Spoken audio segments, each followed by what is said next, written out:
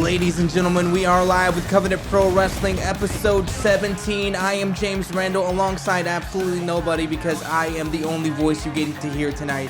Jacob Clark is sick and his voice is gone. He will still be competing in the ring here tonight, but you won't be hearing from him. You'll just be hearing from me. Lucky for you because I have the most beautiful voice in all of pro wrestling.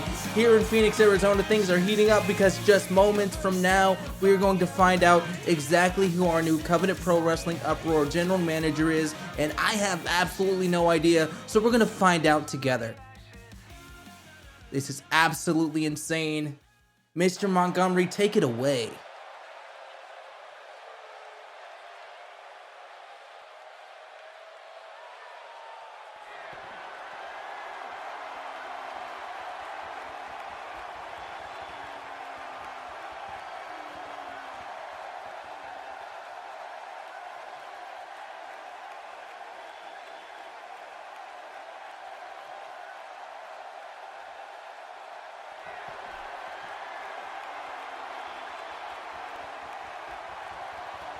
Wait, so not one general manager, but two?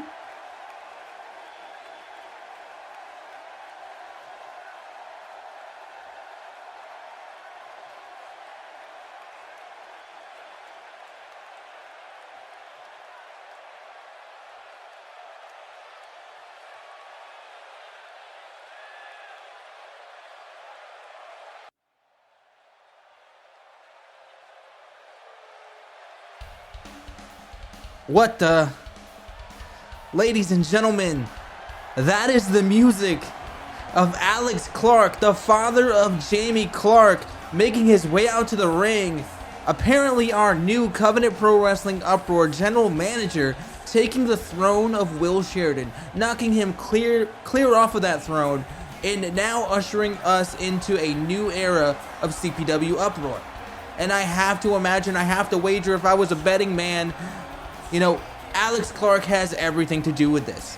You know, electing his father as the general manager, or at least making that suggestion, seems like something he would do after the battle that Jamie and Will had at Bloody Valentine. It's the cherry on top that makes everything else worth it for the Clark family. And now, I have a feeling we're about to hear him address us for the very first time, and I'm gonna shut my big fat mouth and just let this happen. Breathe in this moment because Alex Clark is here.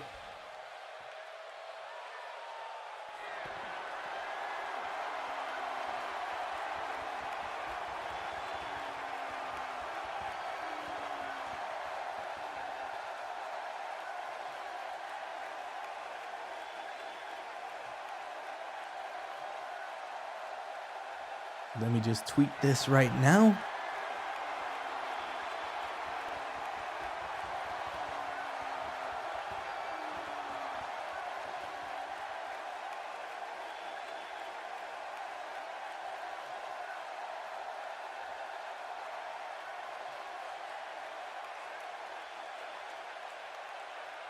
Well, if handouts don't make an impact, what are you making right now, Alex?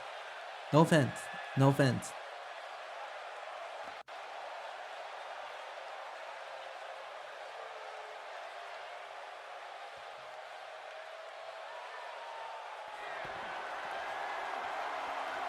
Ladies and gentlemen, the tag team titles have been vacated. First order of action by Alex Clark is to vacate the World Tag Team Championships here on Uproar.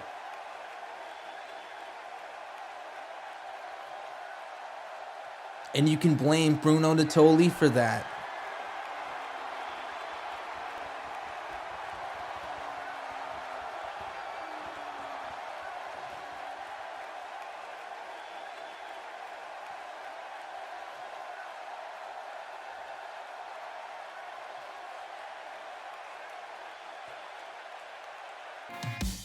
Ladies and gentlemen, we are getting started in the action with a television title match.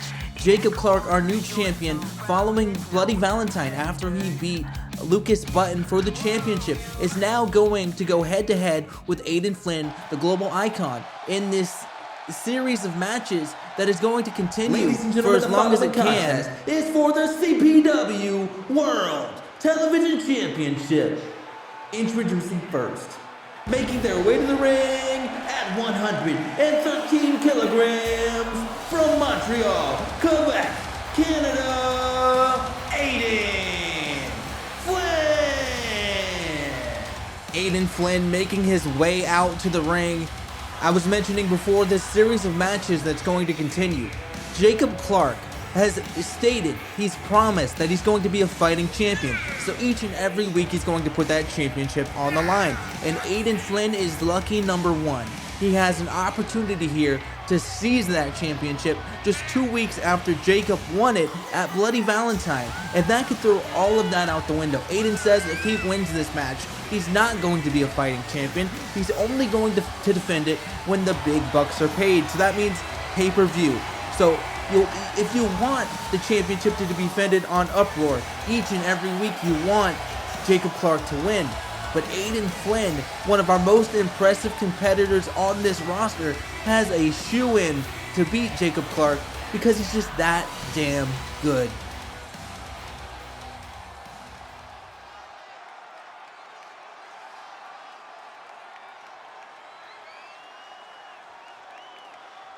And now for the champion, making their way to the ring from Hawaii, weighing in at 251 pounds, he is property of Alex and Cassidy Clark. He is also your world television champion, Jacob Clark. Jacob Clark making his way out to the ring with new ring gear and a new championship.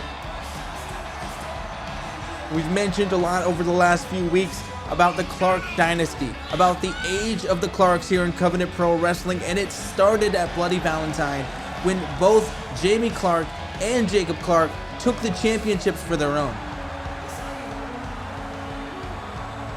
And say what you want about the Clarks, I know that they'll be fighting champions, I know that they will improve things here on Uproar, but it's just so strange to see this happening right before our eyes. I am proud of my broadcast colleague.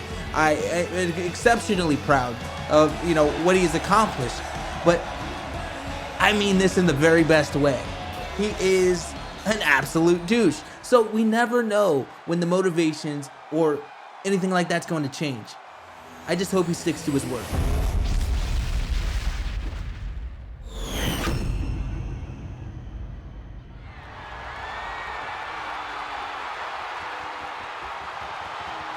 Aiden Flynn looking focused in the middle of the ring, showing Jacob that he is not afraid. He is not intimidated. He knows what he's about. He knows what he is capable of. And Jacob Clark, you can tell just by the way he's staring back that he's not taking it lightly. That championship right there, it means everything.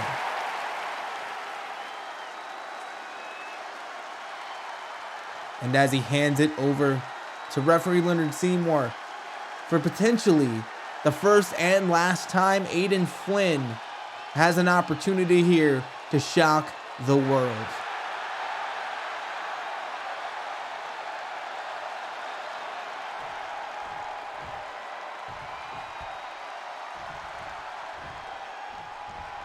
Getting underway here, referee Leonard Seymour signaling for the bell. Aiden Flynn going in for a punch, but gets hit with a back fist there by Jacob Clark, and a headlock takeover takes Aiden Flynn down to the canvas. Now, we were mentioning just a moment ago how the age of the Clarks has just started getting underway, and I have a feeling that Jacob is going to do everything in his power to make sure that continues, and that means going up to the top with a shotgun drop kick, dead on the mark there, dropping Aiden Flynn down, but only momentarily, because a springboard moonsault is all it takes to take the championship down, take the champion down.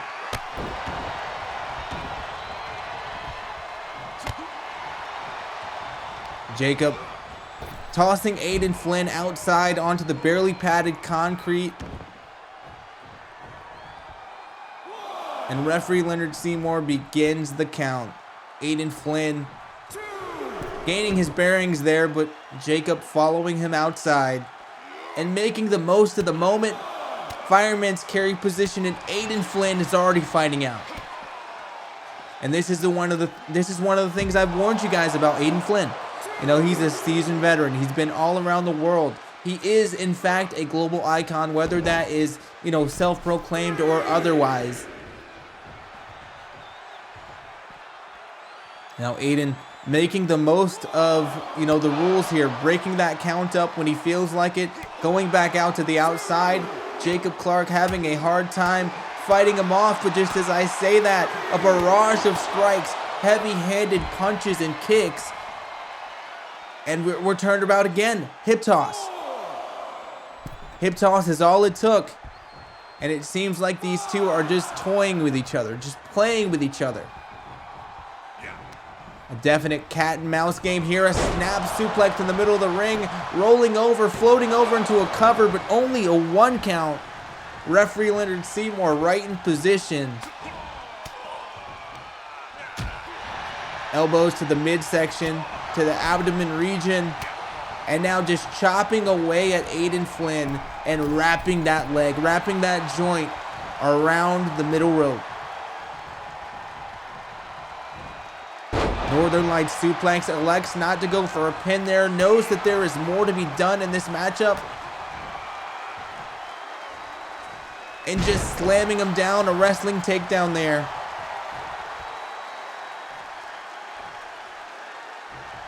And a midnight, potentially knocking the lights out of Aiden Flynn. A thrust kick, a 2 count. But only a 2. Aiden Flynn kicking out in the nick of time there. And Jacob working on the wrist, working on the hand, working on that, you know, a finger region, going for tickets to your clown fall. But unable to get it done. A twisting cutter by Aiden Flynn. A rolling cutter. And now he's got the champion exactly where he wants him. A chop and a punch to the midsection. An elbow to the back of the head. But a float over DDT puts that combination to its end.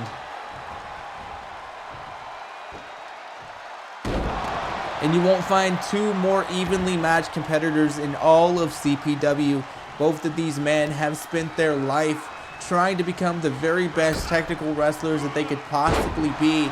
And I think they both succeeded, really. A 2 count. Or a pinfall, rather. And then a 2 count.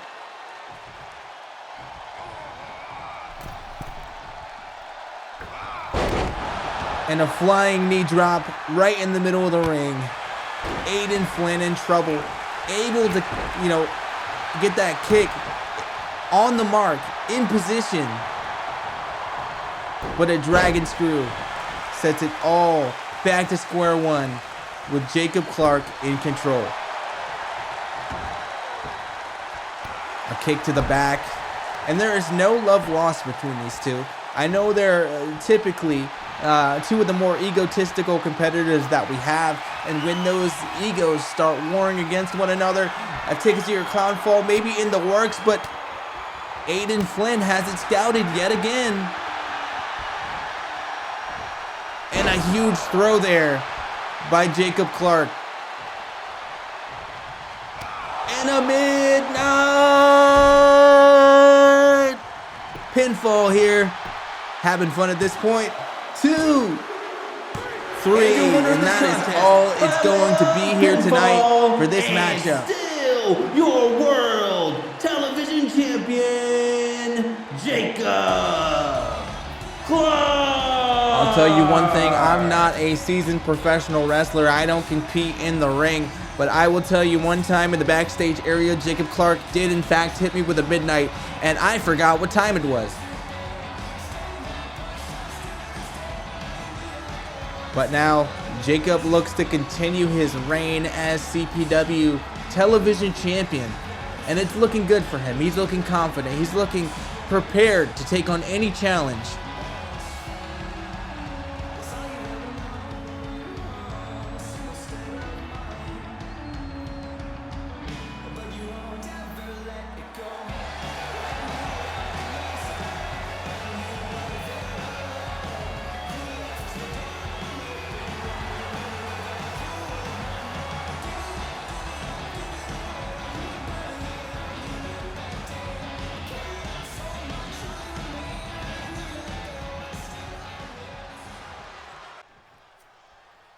So, you saw Bloody Valentine.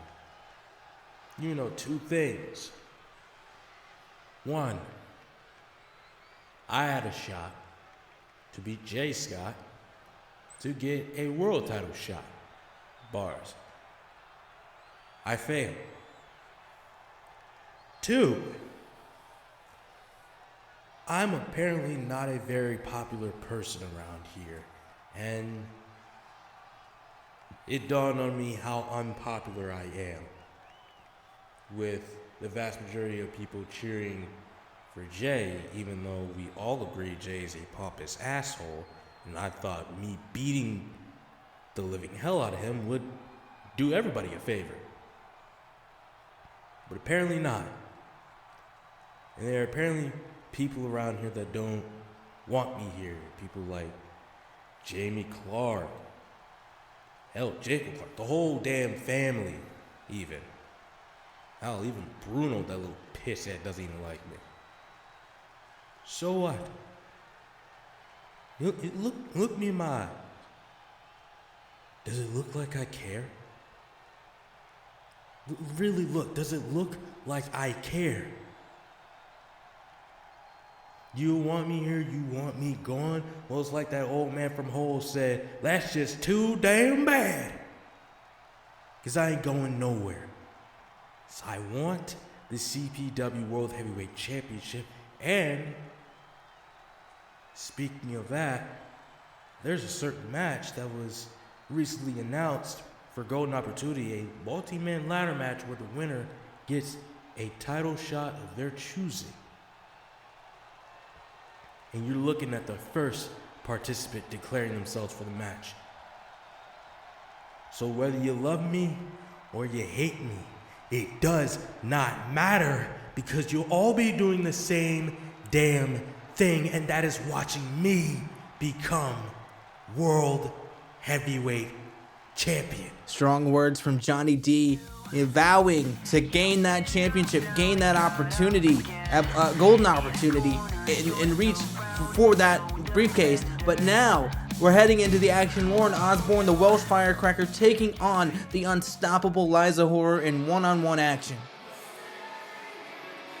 Making her way to the ring first, from the Welsh Valleys, she is the Welsh Valley Wonder Kid, your reigning CPW Women's Champion, Lauren Osborne.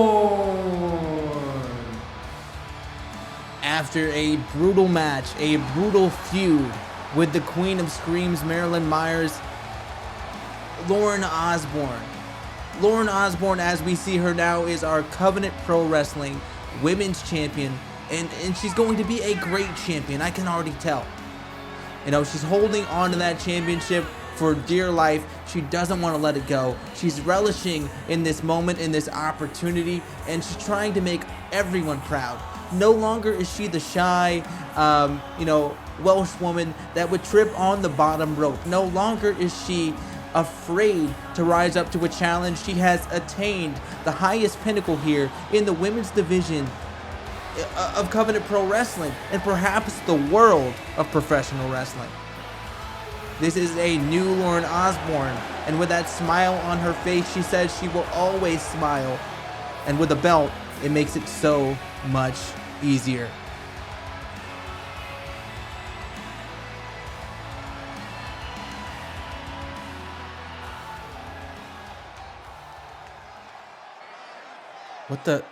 What is this? The Yakuza's #1 hit, Hisano, making her way out to the ring with a baseball bat, dropping it at the feet of Lauren Osborne, and just seems to be leaving for no apparent reason, no announcement, no theme music, just And now for her opponent, very strange. making her way to the ring from Chicago, Illinois, she is the unstoppable Liza Horror. Ladies and gentlemen, gentlemen, Liza Horror making her way out to the ring, and she is looking to do the impossible, looking to prove that she has what it takes to be a world champion here in Covenant Pro Wrestling, a women's world champion. You know, former Nemesis women's champion Liza Horror before that other company closed its doors. Now here in Covenant Pro Wrestling, trying to make her mark just the same. And this matchup here is a good way to do it.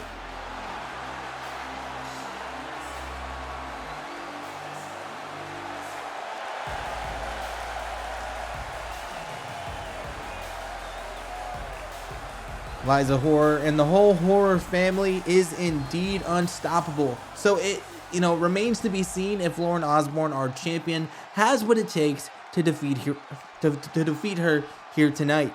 You'll have to excuse me as I'm not as eloquent as my broadcast colleague Jacob, but considering that he's sick, this is what you guys get. And now into the action, Lauren Osborne coming out very aggressively here, with a Russian leg sweep, with the arm just wrapped around the back.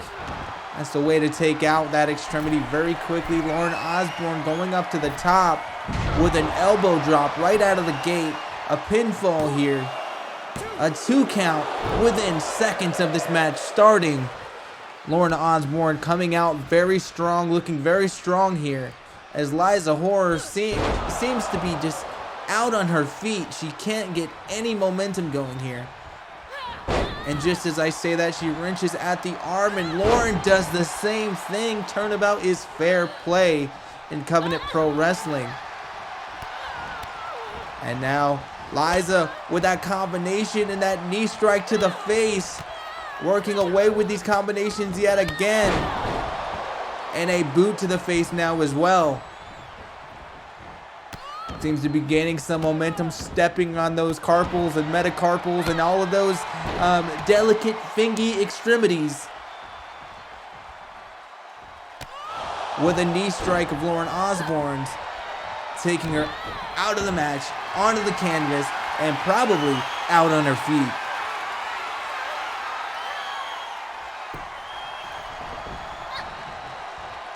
But no, Liza Horror continues to fight. Half Nelson bomb there. Depending on which way you look at it. And now, Liza working away at those fingies as well.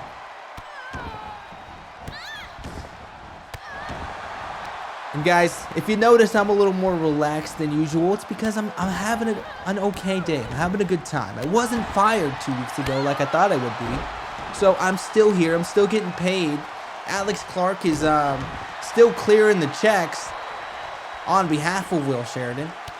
And a check that Liza probably didn't want is that cheek check with that knee right to the face again. These knees this matchup have been brutal.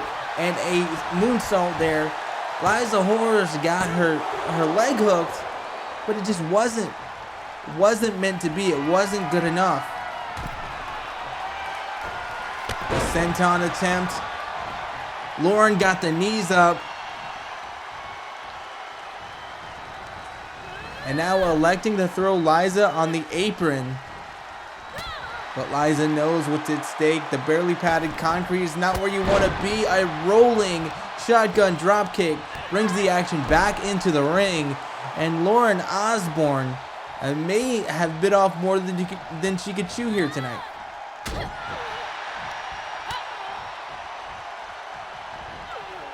Liza working on that knee. Has that joint locked behind that bottom rope. And I know for just a brief moment, that's all it's going to take to really do some damage on that extremity. But now Liza going for a pinfall that wasn't quite effective.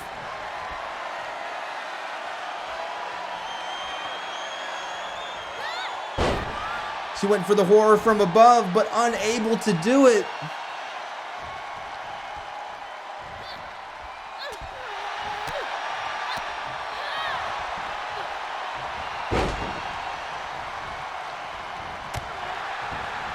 Forearm connecting with authority there.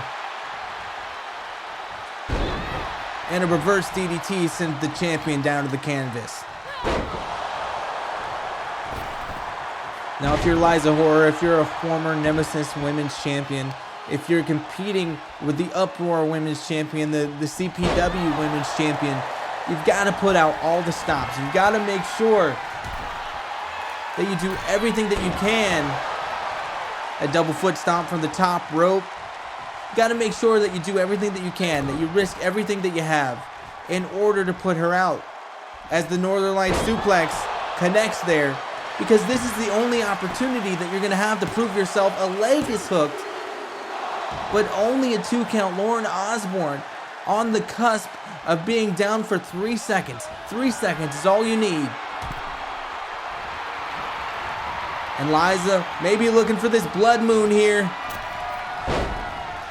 But Lauren Osborne counters with a lariat.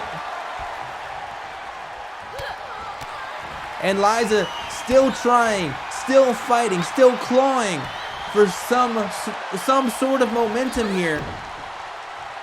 But the German suplex combination, could that be it? Not even a 1 count. And now we see Liza Horror sprawled out in the middle of the ring in perfect position for the airborne Osborne, and that has gotta be it. But Liza gets her shoulder up, completely shocking everyone in attendance, completely shocking me.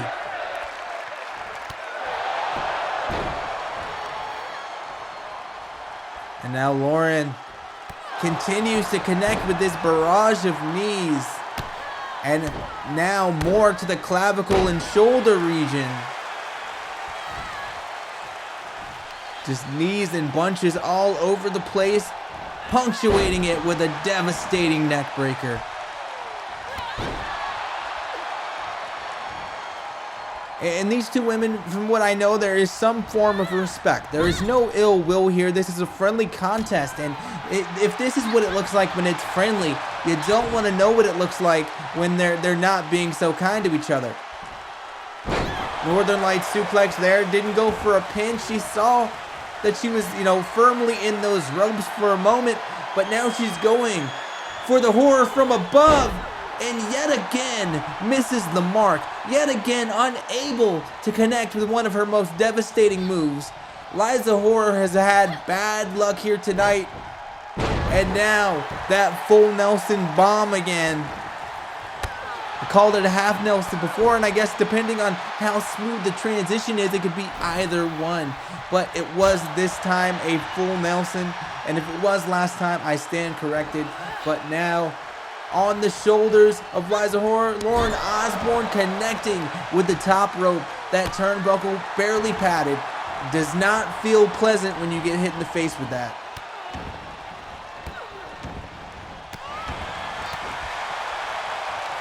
And as this match continues, it continues to get more brutal.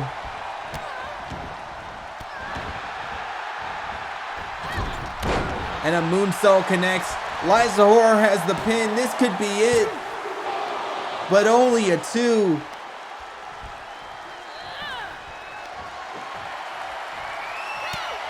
Liza was going for something big there, but Lauren Osborne able to counter out. Referee Leonard Seymour is just as shocked as I am. And a huge neck breaker, potentially going for an airborne Osborne here. And she is. It connects. And Liza once again kicking out, showing this Phoenix, Arizona crowd exactly what she's all about. As she is sent over in the corner, and now it could be, the end for Liza. That has got to be it. That Valley Driver hit to perfection. And that step up enziguri. This is over. Liza's got the ropes. And the winner of this contest by way But of Lauren pinfall, Osborne steals she's one. your reigning CPW I'm assuming it was Women's unintentional. Champion, the Welsh But Liza Horror had the ropes. Liza Horror was still in this matchup. Referee Leonard Seymour did not see it. And now Seymour is standing outside the ring, just staring into the abyss of the space of all the people in the crowd. Just in shame. In shame. I can't believe it. He's distraught. You can tell by the look on his face. Seymour knows that he messed up there. But Liza back up in the middle of the ring, and now we're being visited by 2022's voted most pissed off Cammy B, making her way out to the ring. And just as Cammy starts, approaching the ring, Liza knows what's good for her, and she exits the ring. Quite the smart move, if you ask me. What exactly is Cammy doing out here? We haven't seen her since, hell, I don't know, Phoenix Rising? Hardcore Holiday, potentially? I don't know, you guys tell me.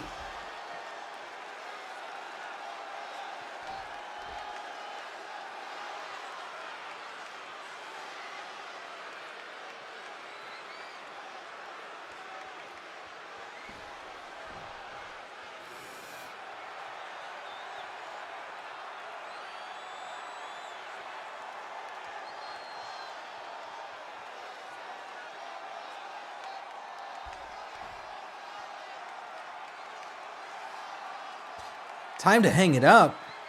Cammy B is leaving to become a mom?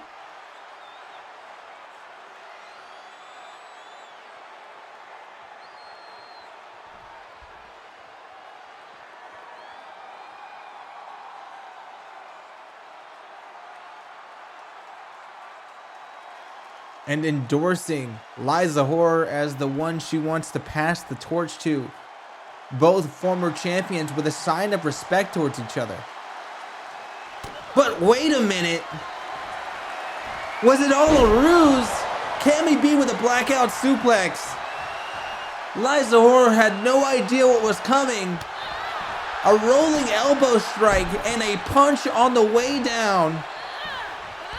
And a spinning back fist. Liza Horror is hurt. Liza Horror may be out for months after that attack.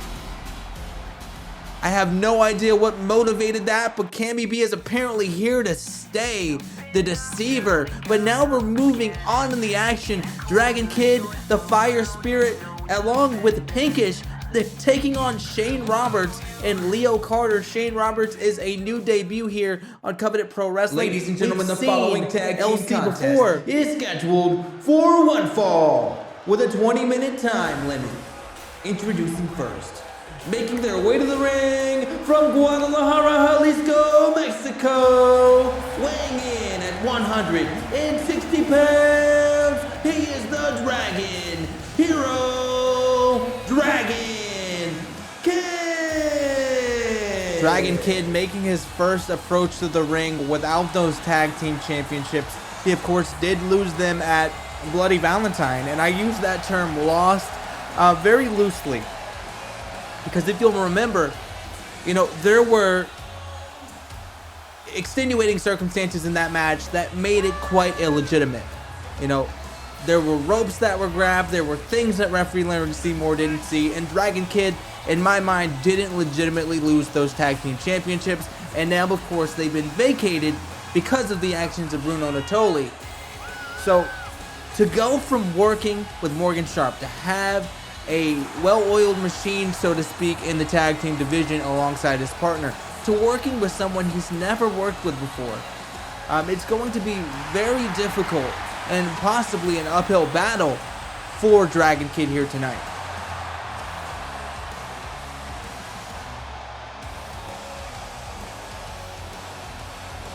But looking as motivated as ever, looking fresh-faced as ever, unafraid of the challenge that lay in front of him.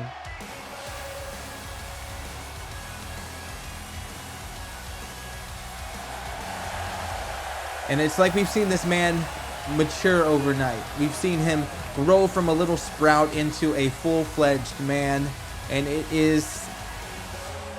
fills me with pride, fills me with joy.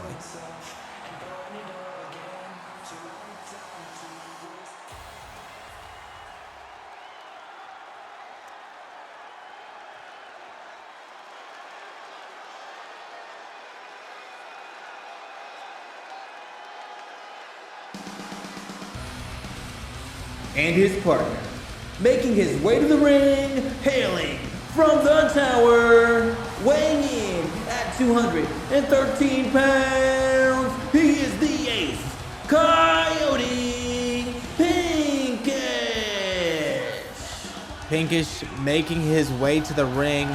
This new look that he has after Bloody Valentine, revealing his face, proving that he was better than Jacob Nitro. The Ace Coyote is feeling himself. He's King Pinkish at this point. I don't know if that crown has any, real significance. I don't know if it's something he just picked up that he liked very much. I've got to catch up, meet him backstage, see what's going on, so I have more information for you guys. But Pinkish is definitely looking like he's focused on this contest. He's never looked more confident. And I have to admit that he is sort of pinkish. He's not quite there, but he's closer than I thought.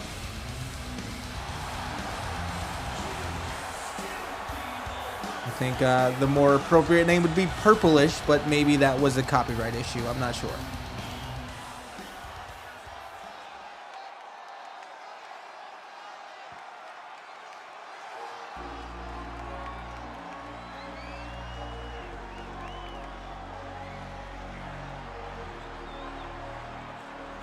And now for their opponents, introducing first, making their way to the ring from Swansea, Wales, weighing in at 272 pounds, he is your hero, Shane Roberts. Shane Roberts, a member of this stable, this faction, this team, this crew with LC Leo Carter, making his debut here on Covenant Pro Wrestling Uproar, coming out to his good friend's theme music, showing that they are close, but also showing, coming out separately, that they both think they deserve 100% of the spotlight.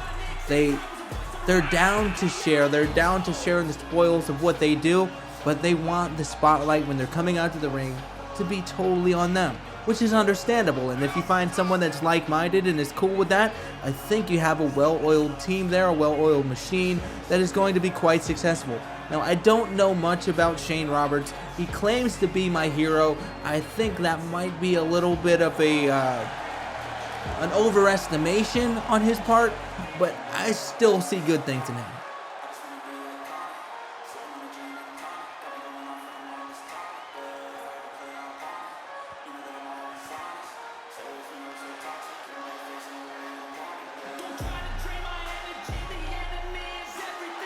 And his partner, making his way to the ring, weighing in at 235 pounds, hailing from London, England, LC Leo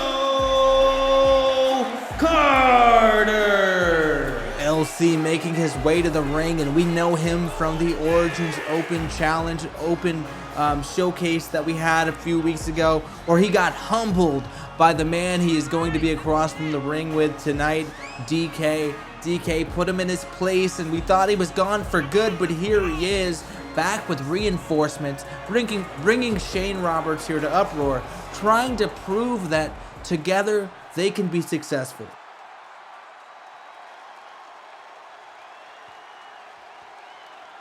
And it looks like DK is going to go head-to-head with the newcomer here, Shane Roberts. I don't know if he's a big boy or if DK's just a small boy, but the height difference is very pronounced. Dragon Kid with a dragon screw. And now going up to the middle rope. DK looking to drop the knee on Shane Roberts, but is unable to do so. And now a springboard, a Pele kick. Somebody better Pele the man, because he is here to showcase what he's all about. A spinning head scissors. Went for a chop, but Shane Roberts, the big boy, able to counter just as DK is able to counter that backdrop suplex into a bulldog. See a little bit of a switcheroo here. Pinkish coming in for Dragon Kid and showcasing the strength. And I guess he's not in it for a long time, but in it for a good time at this point. Tags right back out to DK that hit Shane Roberts with a hip toss. But Shane up and rising on that top rope. Gesturing for DK to come closer, to get a little bit closer. Went for a double axe handle, but DK saw it coming. Clubbing blow to the midsection, now in full control. DK now rests on the shoulders of Shane. And now his face rests on each of those turnbuckles on the way down. Shane showing that he's not shy about pulling illegal maneuvers, and as Pinkish comes in and LC comes in as well, this matchup has shifted gears. An Alabama slam-like maneuver. Very interesting sit-out Alabama slam. But a Uranagi there by LC and a quick tag. This is smart tag team wrestling here. I can't fault it by any means. And now Shane Roberts sending Pinkish over into the corner. But Pinkish kicking it into another gear here. Going for a power bomb perhaps. And he does.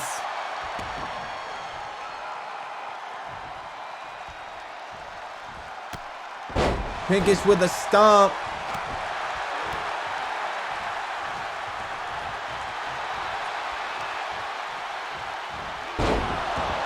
But a side slam by Shane Roberts. And a choke slam by Shane as well. Pinkish is in a bad way. And I have to admit that neither of these two newcomers, Shane Roberts or LC, are showing any kind of nervousness here. They are both looking like they've been in the spotlight before, looking like they've been on the big stage before, and they don't seem to be affected by the thousands of people watching in the arena here tonight, or the thousands upon thousands who are watching at home and on CovenantProWrestling.com. And a double rotation moonsault there by Pinkish, a la Dragon Kid with the kid salt, and only a 2 count.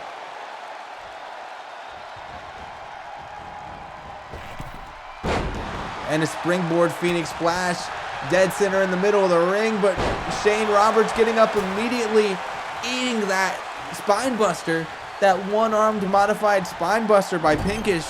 I can tell now that the limiter is off, or at least turned down.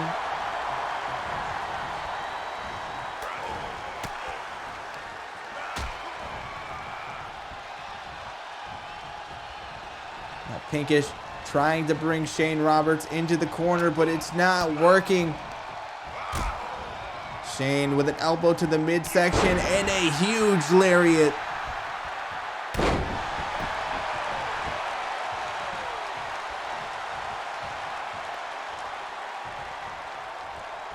Shane Roberts and LC want to prove that, you know, themselves and their friends are made to be stars here.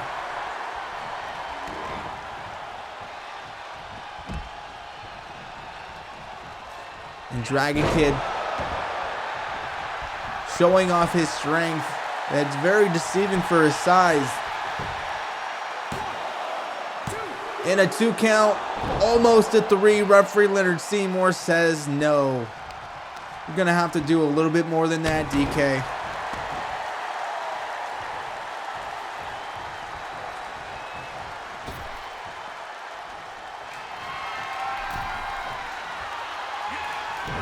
DK with a double axe handle. Going up top. Shane Roberts looking to get a tag here. DK is letting him crawl across the ring a little bit too late there with an elbow drop. Missed the mark by a mile. And now DK fighting off both of these men. LC went for a senton, but missed DK.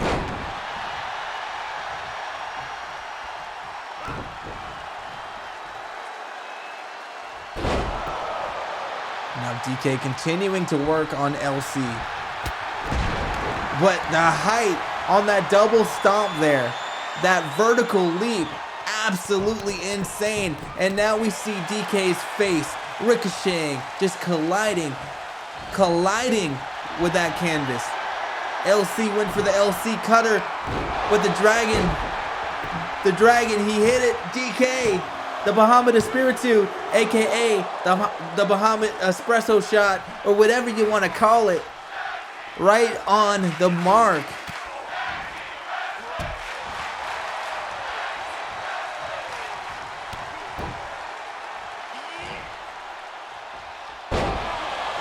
A low DDT there. LC, he's got the momentum in his corner, and speaking of the corner, he's on top of the corner on the turnbuckle. And a double axe handle. TK never even saw it coming.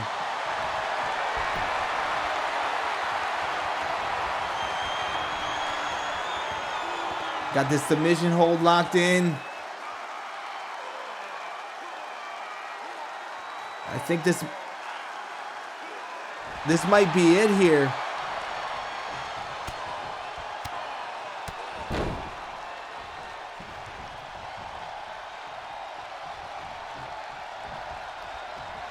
But no, the match continues on, and Dragon Kid in a world of hurt here. LC, we can see he's a tag team strategist now. This is the missing piece, the missing component.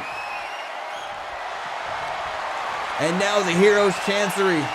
He's got it locked in. And this could be it for Dragon Kid. He seems to be out. He's just dangling, lifeless. And referee Leonard Seymour has no choice but to call this match off. And your winners of this contest, by way of submission, the team of Shane Roberts and LC Leo Carter.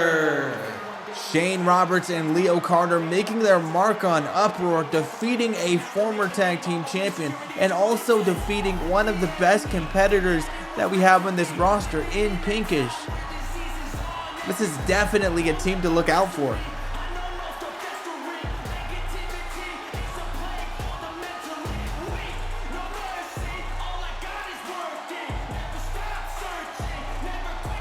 Unbelievable performance on both teams. But these two tonight were the standouts. And LC, as much as I dislike you, from what I have seen, I can respect that you're a man of your word. I can respect that you said you were going to come here, make an impact, and leave. And that's exactly what you did. But now, speaking of someone who's recently been impacted, let's just say poor Foray, as we like to call him now, recently unemployed Foray, is going to be taking on Benjamin Balder, who is back in professional wrestling, looking to make an impact here in Covenant Pro. Ladies and gentlemen, the following contest is scheduled for one fall. Introducing first, making their way to the ring from Buenos Aires, Argentina, weighing in at 220 pounds, this is Foray. Well, now we know that Foray is from Argentina. He filled out his wiki, but it wasn't soon enough, and now we've been told that Foray is now living outside the arena, talking to animals, singing along to songs that are not playing, and having a really difficult time with his life right now. I don't know if this is a transitional period, if he's looking for some new form of calling here, some new hobby or job that he's going to have in his future. but right now he's calling himself Poor Foray, and he definitely looks to be in poor spirits and poor shape.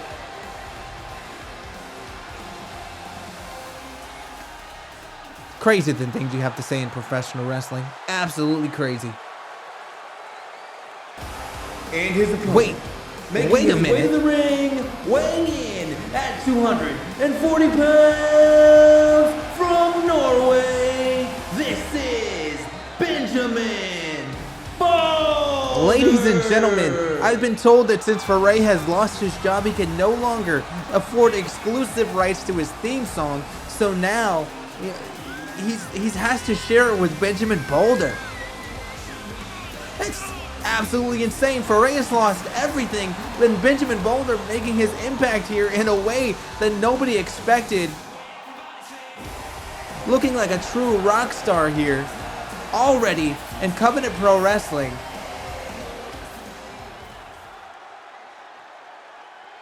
Ladies and gentlemen, I have just been informed of a last-minute change in this matchup.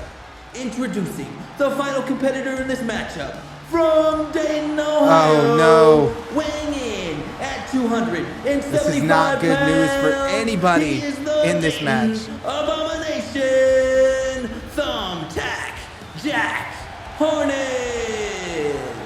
Thumbtack Jack is back. Jack Harnage making his way to the ring. We haven't seen him in many, many weeks, but now he's making his presence felt, and I imagine he strong-armed somebody to get into this match because this wasn't booked, this wasn't advertised. This is now a triple threat match, I'm assuming by force, and Jack Harnage looks to be very, very angry.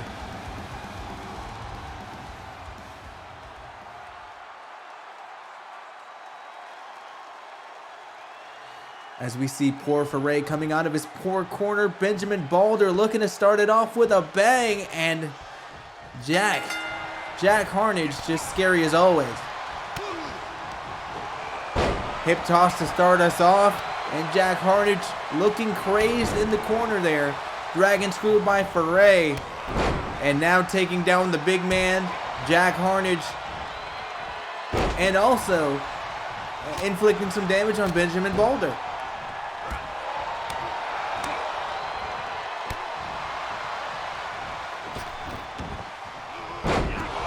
Balder going for something, maybe a head scissors there, but unable to hit it.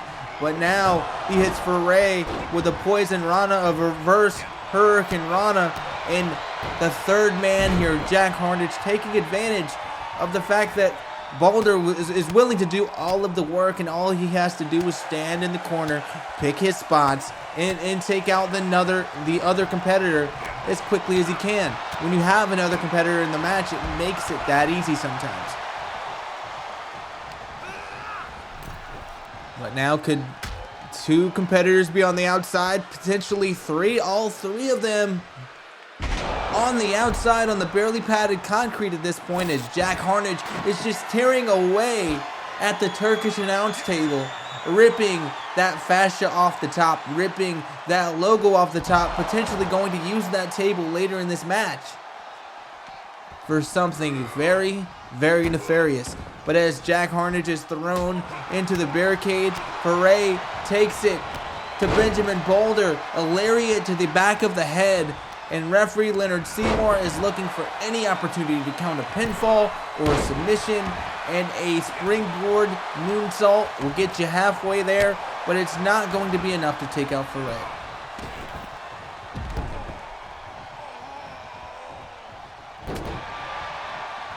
Jawbreaker there by Foray. Not afraid of Jack Harnage, which is saying quite a lot because Jack is quite the scary individual.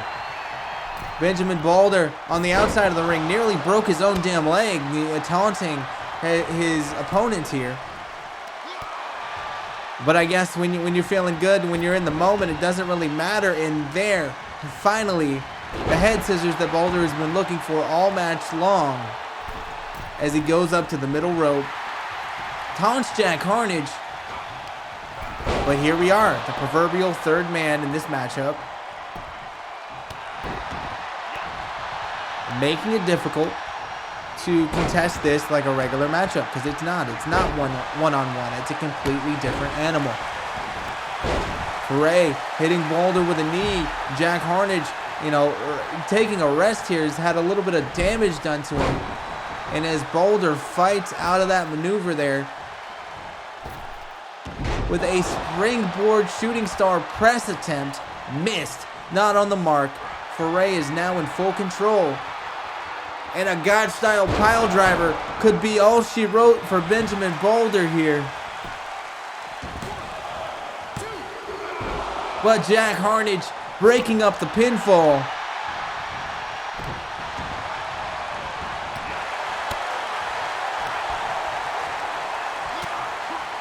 A punch to the midsection. A clubbing lariat. Referee Leonard Seymour needs to get out of harm's way. But now a triangle choke locked in. This could be all she wrote for Jack Harnage. This could be the end of that chapter. But Jack, the big man, countering with brute strength.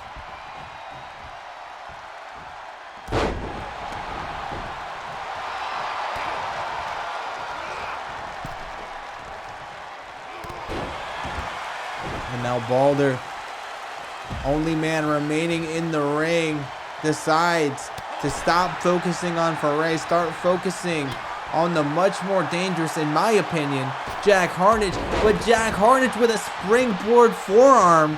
Never in my life did I think I would see that from a man so massive.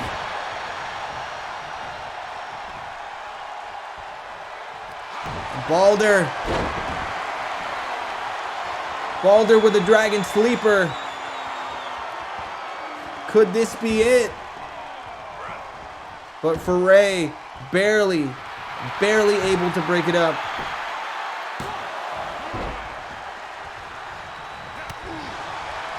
This has just been back and forth all night, all match long. All three of these competitors have been just rearing to go here and doing everything they can to make sure that no one gets an upper hand. And right now, Benjamin Boulder's looking pretty damn good, but that could change at any moment. With the blockbuster. I know that's one of his signature moves, his finisher moves here in Covenant Pro Wrestling. We've seen him use that in CWL, but he wasn't able to get it done because Ferrey is just too damn strong. And even though Boulder has looked great in this matchup, he is dealing with people that are twice his size, twice his strength, and twice, I would say, his experience here in professional wrestling. And as Jack Harnage takes out the leg of Ferrey, he is the only man in the ring in position for a pinfall. And just as I say that, the vertebraker attempt here. And Ferrey could be calling this one. 2. Benjamin Boulder went to try to break it up, but Jack Harnage did it all on his own. Now Boulder in a terrible position here if you want to win this matchup. Just getting completely obliterated by Ferrey with those punches. This back and forth matchup is unlike anything we've seen recently, and the crazed Jack Harnage stopping everything he's doing to simply laugh at his opponents. That is the kind of lunacy, the kind of crazed maniac that we're dealing with here with Jack Harnage. With the stomp there, that double tap maneuver that he likes to employ, he's been very successful with that, but the third man comes into play again, this triple threat action. Boulder, a very nice tilt-a-whirl backbreaker onto that knee with a heel kick as well, just punctuating it. Spanish fly. Boulder is looking good for the moment.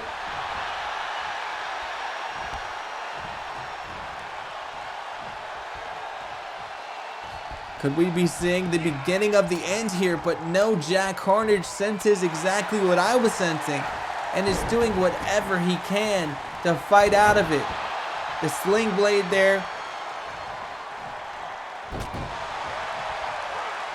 But Balder keeps on fighting, and Foray waking up in a groggy state here on the outside of the ring. And now just looking to pick his spot.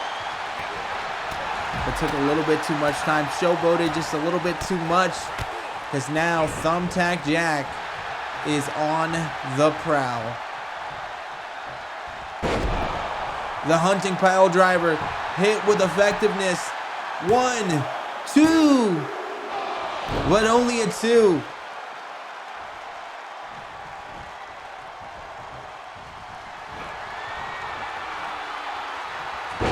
Thought he was going for another one of those pile drivers. Maybe that Gotch style pile driver. But unable to hit it. A spinning back kick there. But only a 2. And now we're back to 3 men.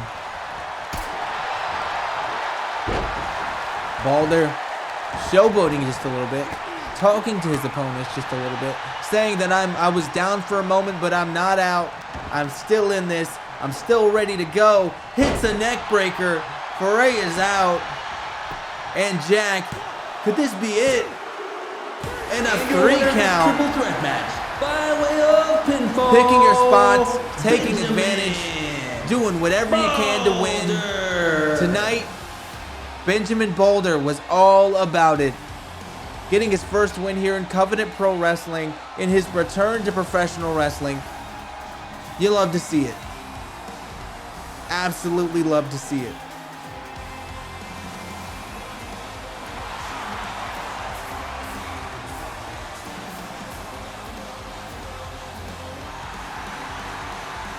Benjamin Balder can't be any happier than he is at this moment.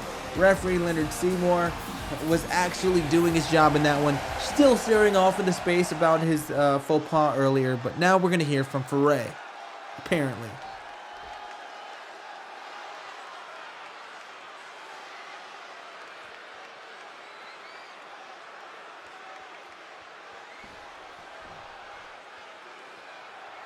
Mentioned earlier that Foray had been fired, been let go from his previous place of employment.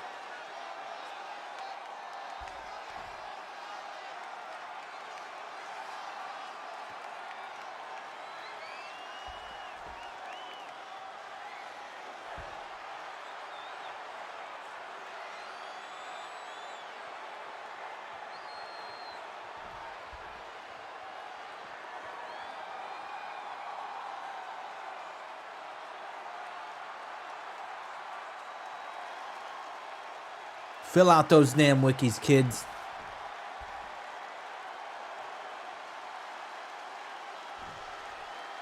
You gotta put in the work and fill out your wiki. Don't make the same mistake that he did.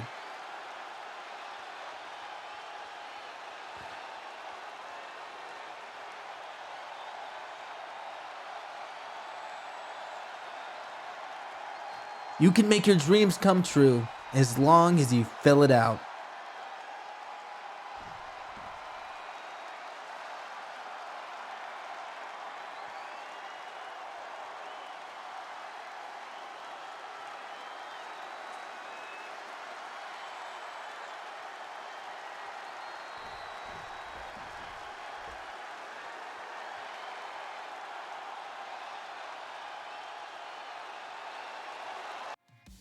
And now moving on in the action, we're going to see Tony Samuels take on Morgan Sharp, the Renegade. I am so excited for this. Tony Samuels making his actual debut here in Covenant Pro Wrestling. He was taken out by Troy Winters at Bloody Valentine. We didn't have a chance to see him compete. And now Morgan Sharp, former tag team champion, is going to give us that luxury. The following contest is scheduled for one fall. Introducing first, making their way to the ring from San Antonio, Texas, he is the last gunslinger, the Renegade, Morgan Sharp. The the last gunslinger, the Renegade, Morgan Sharp, former tag team champion, alongside Dragon Kid, making his way out to the ring. But wait a minute, live feed from the backstage area. Why is there any kind of... Wait a minute, Troy Winters is assaulting Tony Samuels and just lays out Tony. Ladies and gentlemen, EMTs are being dispatched to the backstage area right now, but Morgan Sharp has literally no idea what is going on. Is he even going to have a match here right now? We might be in for promo time with Morgan Sharp, for all we know.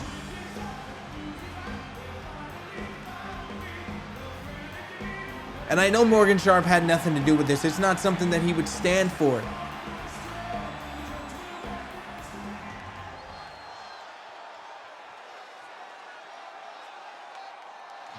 And now for his opponent. Making his way to the ring from Montreal, Quebec, Canada. God. Weighing in at 323 pounds. He is the monster, Troy Winters. Troy Winters assaulting Tony Samuels backstage. And now taking his spot in this matchup. Morgan Sharp had no idea. He had no time to prepare. He prepared for Tony Samuels, and now he is facing the monster. The 54-year-old monster, Troy Winters, that looks more in shape than half of our roster. I can't believe it.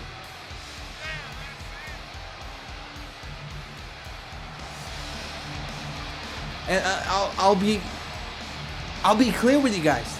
I know next to nothing about Troy Winters. I know that he's been successful all over the globe. I know that was one of the reasons he was hired. But I don't even know this man's finishers or his signatures or anything. And I'm too afraid to ask.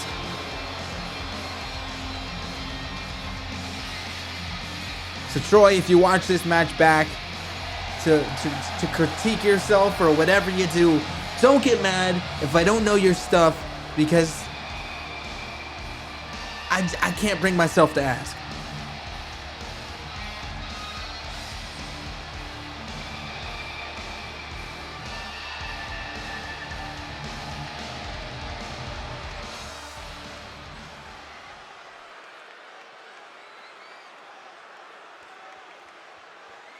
Morgan Sharp didn't have the most successful Bloody Valentine, now taking on someone who debuted at Bloody Valentine in devastating fashion, Troy Winters, making his return to professional wrestling and making it in a big way by taking out Tony Samuels not once but twice now. And now taking on Morgan Sharp here on Uproar. Morgan hasn't had a moment to breathe, a moment to adjust, or even absorb the fact that he's facing Troy Winters.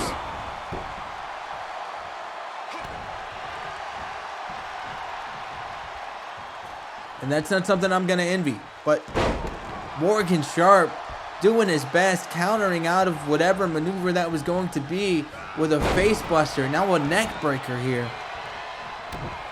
And Morgan just stomping away. Dragon Sleeper applied. Troy Winters. I was going to say Troy Winters is in bad shape, but that would be a lie. Troy Winters is in impeccable shape, and now he is displaying that fact by just ramming the spine of Morgan Sharp into each of the opposing turnbuckles. Morgan went for some sort of running, dashing maneuver, but elects to go for a springboard instead. Decides that he needed a little bit more momentum to take out the monster known as Troy Winters.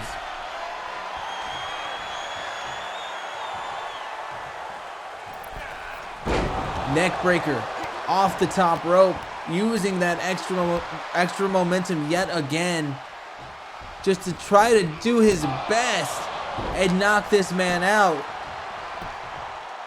in the bullseye there. But referee Leonard Seymour finally seeing the rope break. He's had a couple mishaps here tonight. He's had a couple mishaps in previous weeks. Just not seeing more of what he's supposed to be seeing. But I guess he's trying to do what he can and make the most of his opportunity to fix that. But now, the knees to the back. Morgan Sharp now in control, fighting off the big behemoth known as Troy Winters in this impromptu match.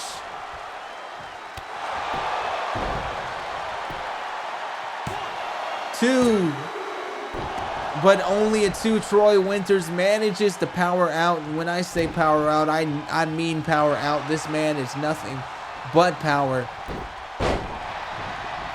But power.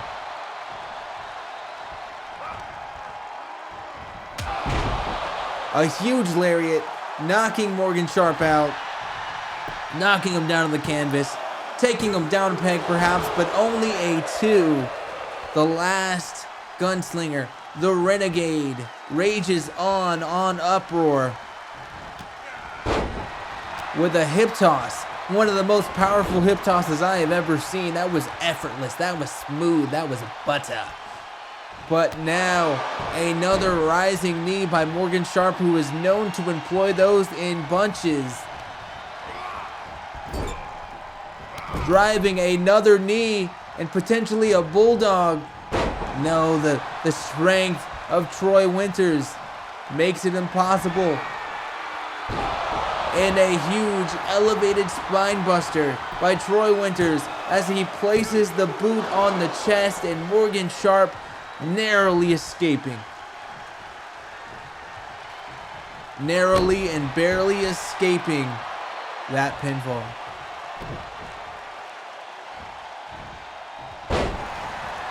And all it seems to have done is just enrage the beast even more.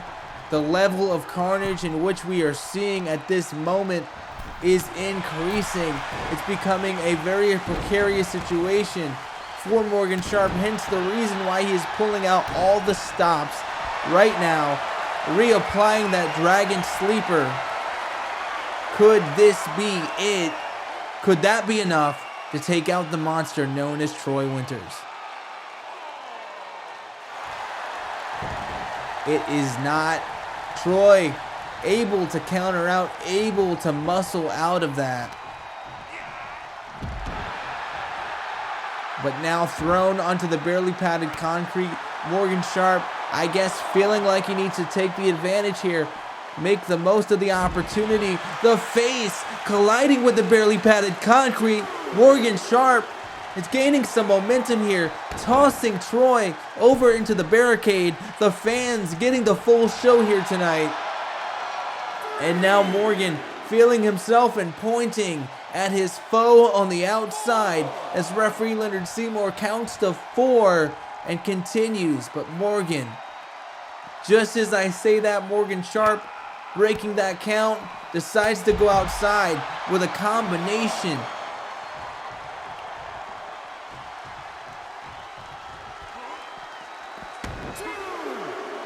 And once again throwing Troy Winters.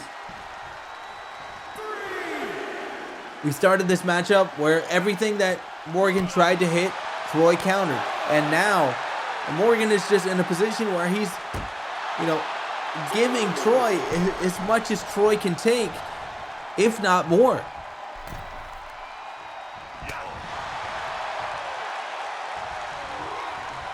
Morgan over the shoulder, draped over that top rope. The throat colliding, the airway colliding, and speaking of colliding, that huge lariat flipping Morgan Sharp all the way around, but only a 2 count. What do these two men have to do to put one another away? And Troy Winters looking for an opportunity to do that. But Morgan Sharp countering out and also getting countered himself. And Troy Winters just an explosive throw. Winters just a flurry of offense. These big, brutal slams. And still, the Renegade continues and continues and continues to fight. And now, in position for the high noon. Could this be it?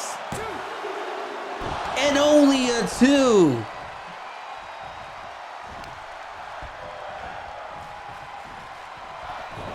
And a bullseye. Could he be looking for high noon yet again? And he is. New Japan, eat your heart out.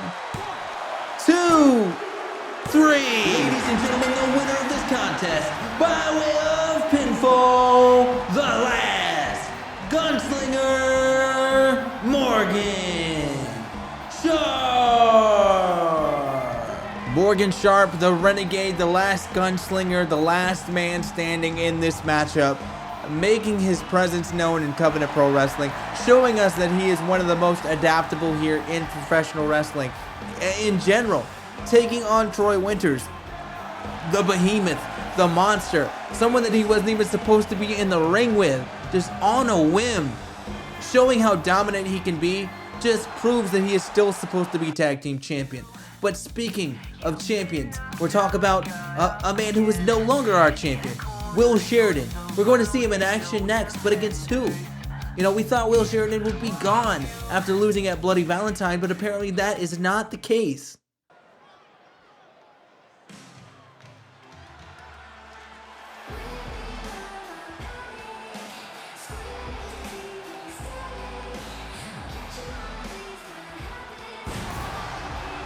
Ladies and gentlemen, making their way to the ring, hailing from Fort Lauderdale, Florida, weighing in at 229 pounds, he is the one true king of CPW, the Live Wire, Will Sheridan.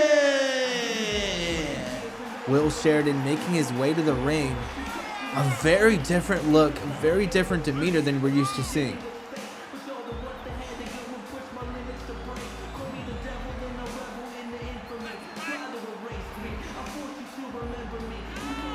This is not the same man that was our general manager. This is, I don't know, I've got chills, honestly.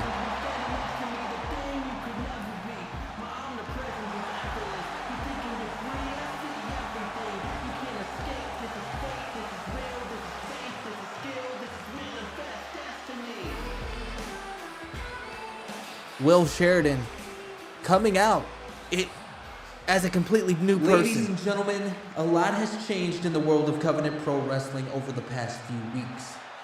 As you can see, I'm no longer your CPW World Heavyweight Champion. And as a result of losing to Jamie Clark at Bloody Valentine, I am also no longer General Manager here on Uproar. And while Jamie has elected his own father to be the GM, to be the representative of this great brand, as he blatantly uses nepotism to his own advantage, I have been branded the villain in this story. I have been branded as the one who should be removed from Covenant Pro Wrestling. Well, I've got a story for all of you. For all of you who want to call for me to be removed from my own company, that is never going to happen. Because whether you like it or not, I am still the majority shareholder in this company. And I am still the head of this company. And nothing short of death is ever going to change that. Sure, we've got a washed up, no talent bum like Alex Clark telling me how to spend my own money. But he can never, and I mean never, tell me I can't compete in this ring. Losing to Jamie Clark, it cost me a lot. It opened my eyes to something though. It opened my eyes to the fact that you all see me as a snake, a serpent, a fraud, as someone you can't trust. And it made me realize, in this business, there's no room for friends. In this business, it's better to become who they say you are than to fight for who you know you were trying to be. Simply put, in CPW, It's adapt or die. And I am not dying today. So go ahead and bring out whatever poor, pathetic loser I'm going to end here tonight. Because from where I'm sitting now, it makes no difference who you put in front of me. Because they all will fall the same. And his opponent, making his way to the ring from Norwich, England, weighing in at 240 pounds, he is the guru of gaming, Eback. Eback going to take on Will Sheridan. This is completely unexpected. I have no idea what Alex Clark is thinking. These men have been friends for the better part of the last year, competing with each other, on a team against Team Alexander at Endgame 5 in CWL, coming out victorious in the Warfare match. And now he wants them to wage war against each other. I don't know whose idea was this. I don't know if it was Alex Clark. I don't know if it was Eback trying to talk sense to his friend. But this is completely unexpected. And Eback, man, I hope you know what you're doing, because he does not look to be in a friendly mood.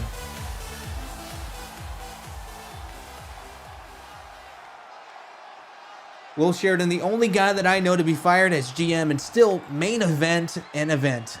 This is our last match of Covenant Pro Wrestling Uproar, and it's going to be a doozy, if I do say so myself. Eback starting off, showing us that he knows Will Sheridan so well. Not allowing Sheridan to gain any advantage. Not allowing him to get started in this matchup. Once again, showing us that floating over with a DDT. Eback in full control, might be in the head of Will Sheridan, might be able to actually do this. An elbow drop and a pinfall.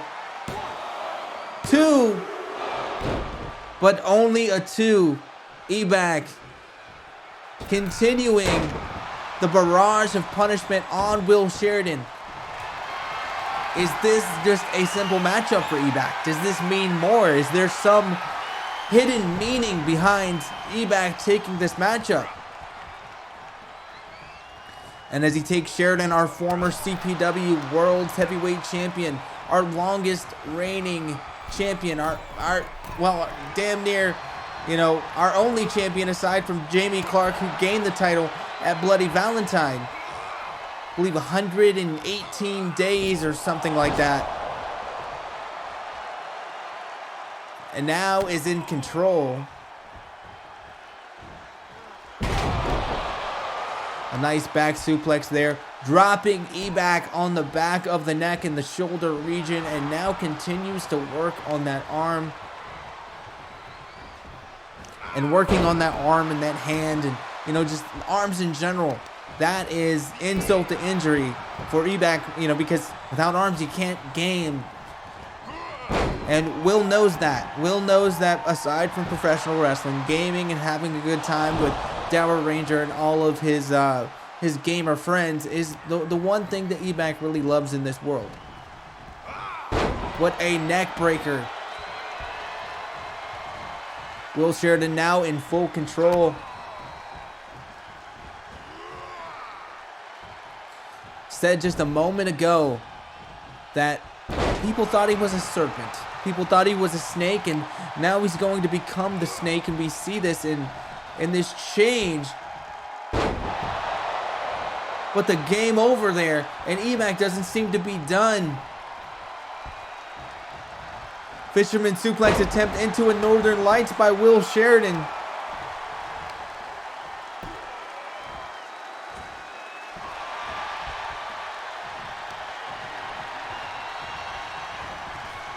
Sheridan, another neck breaker, dead set in the middle of the ring, dead center. And that is the kind of ring awareness that you would expect from a former CPW World Champion. But the kind of awareness that we're seeing now from Eback is, easily mirroring it. And now, Will Sheridan better check his Better check his drivers because the NVIDIA driver are incoming. 2, but Will kicks out.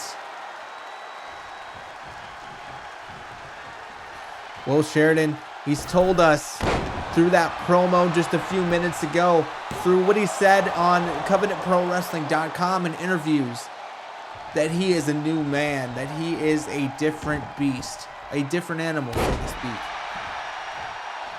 He's got a new look, he's got a new theme, he's got some new moves in his repertoire, but using an old one there, the hidden blade.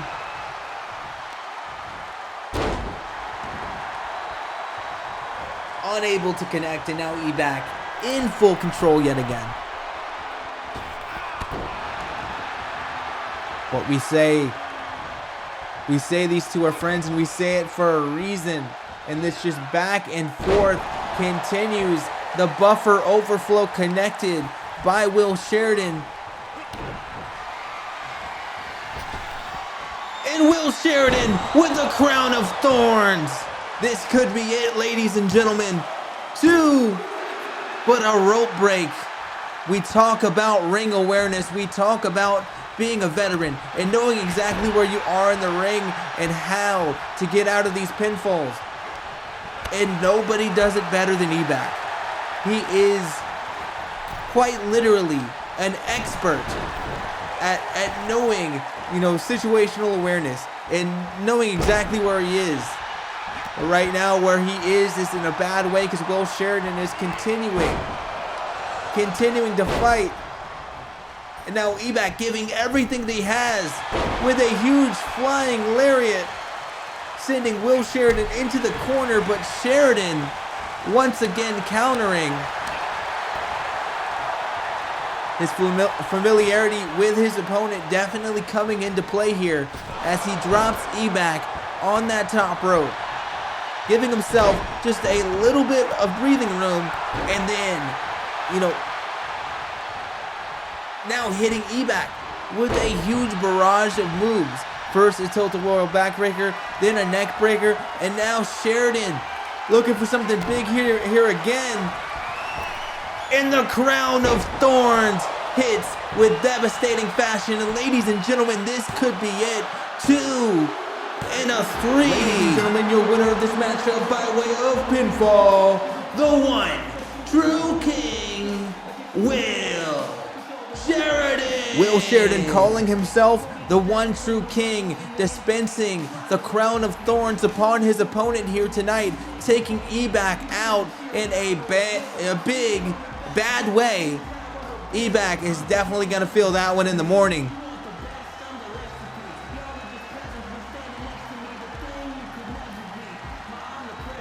But wait a minute, Sheridan coming back into the ring. He's assembled this pile of chairs.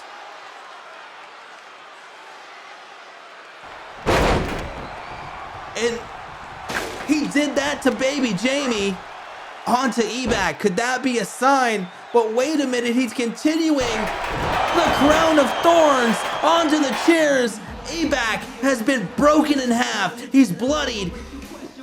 Jesus Christ, Will Sheridan has just obliterated one of his best friends in this world, and that is all we have for you here this week. Check in 2 weeks for more Covenant Pro Wrestling Uproar. Check in for Origins. We are out of here. Thank you so much.